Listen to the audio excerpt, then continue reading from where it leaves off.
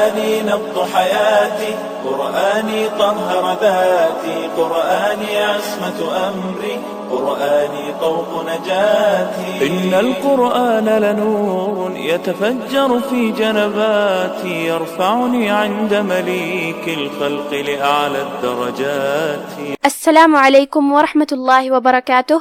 بسم الله الرحمن الرحيم.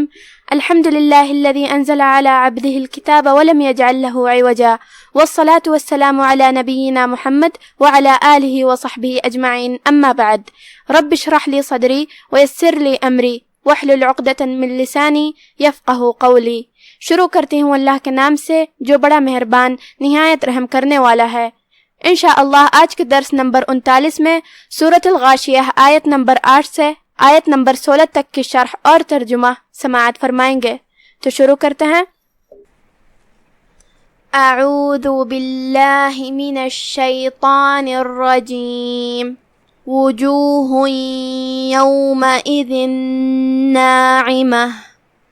کلمت وجوہ میں جو کہ واو پہ پیش ہے تو ہم واو کو ظاہر کریں گے اور اسے پیش سے ادا کریں گے، اور جو کہ آخری میں ہا پہ تنوین پیش ہے اور اس کے بعد حرف الیا آتا ہے کلمت یومئذ. تنوین کی اصلیت اور اس کی ادائیگی نون ساکن ہے، اور جو کہ یا حروف الادغام بغنہ میں سے ہے. ادغام کا معنی ہے حرف کو حرف میں داخل کر دینا، تو ہم یہ تنوین کو یا میں داخل کر کے غنہ کے ساتھ اور تشدید کے ساتھ یہ حکم کو ادا کریں گے. وجوہ یومئذ. کلمت یومئذ کے آخری میں حرف دال ہے. دال کی ادائیگی زبان کے سر اور اوپر والے دانتوں کے اندرونی کناروں سے ہے، جو کہ اس کے نیچے تنوین زیر ہے، اور اس کے بعد حرف النون آتا ہے کلمت ناعمہ. یہاں بھی حکم ہے ادغام بغنہ، تو ہم یہ تنوین کو نون میں داخل کر کے غنہ کے ساتھ اور تشدید کے ساتھ یہ حکم کو ادا کریں گے. یومئذ ناعمہ. کلمت ناعمہ یہاں حرف العین ہے، ہم اسے حلق کے درمیان والے حصے سے ادا کریں گے. آخری میں جو کہ تاء مدورہ ہے، ہم یہ آیت پہ رکیں گے تو تاء مدورہ پہ ہا سے رکیں گے، مطلب ہم آخری میں ہا پڑھیں گے. وجوہ یومئذ ناعمہ لسعیہا راضیہ.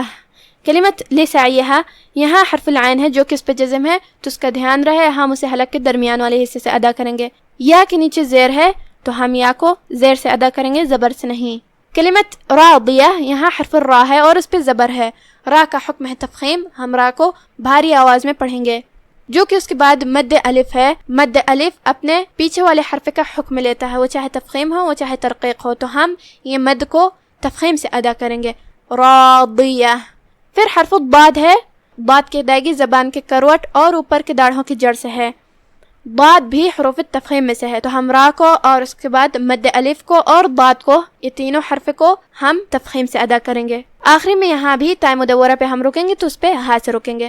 راضیہ لسعیہا راضیہ فی جنت عالیہ.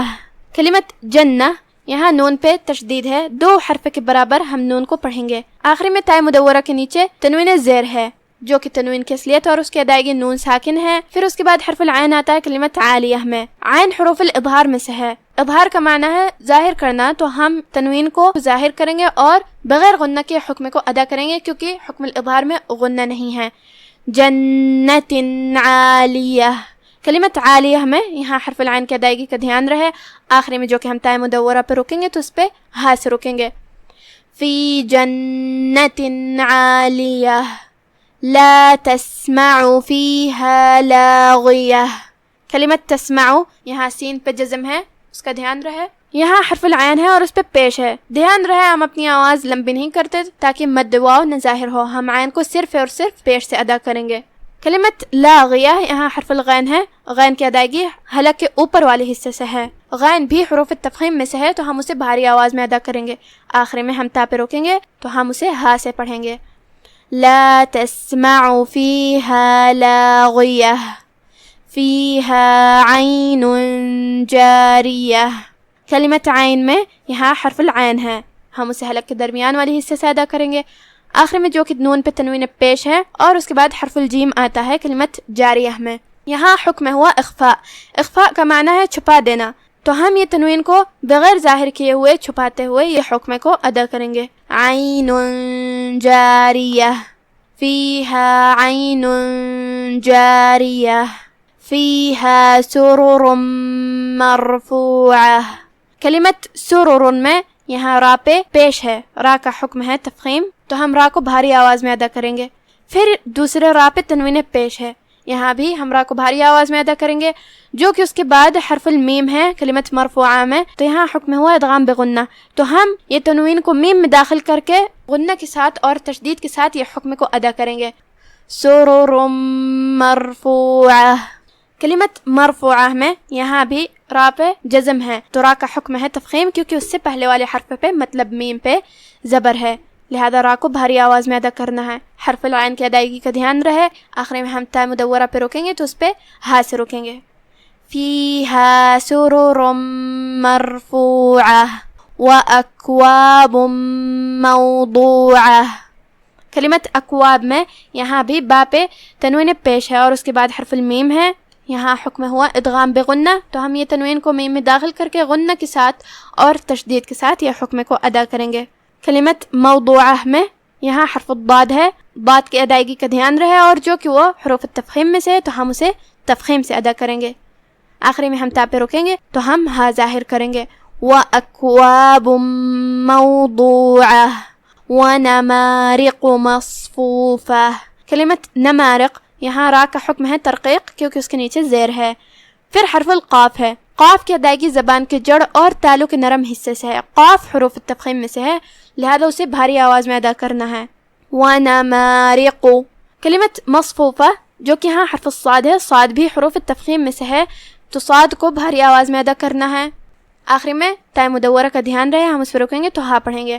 وَنَمَارِقُ مَصْفُوفَةٌ وَزَرَابِيُّ مَبْثُوثَةٌ. کلمت وزرابی میں یہاں را پہ زبر ہے، را کا حکم ہے تفخیم، اور جو کہ اس کے بعد مد الف ہے، تو یہاں بھی ہم مد الف کو تفخیم سے ادا کریں گے، کیونکہ وہ اپنے پچھلے والے حرف کا حکم لیتا ہے، جو کہ یا پہ تشدید ہے، 2 حرف کے مقدار میں ہمیں یا کو ادا کرنا ہے. کلمت مبثوثہ میں یہاں با پہ جزم ہے، با کا حکم ہے قلقلہ. قلقلہ کا معنی ہے کہ حرف ساکن کو ہلانا، لہذا ہم با کو ہلاتے ہوئے یہ کلمہ کو ادا کریں گے. حرف تا کی ادائیگی زبان کے سر اور اوپر والے دانتوں کے اندرونی کناروں سے ہے، تو اس کا دھیان رہے. آخری میں ہم تا مدورہ پہ روکیں گے تو ہا ظاہر کریں گے. وَزَرَابِيُّ مَبْثُوثَةٌ. اب آپ سورۃ الغاشیہ کی تلاوت تجوید کے ساتھ سماعت فرمائیں. اعوذ باللہ من الشیطان الرجیم.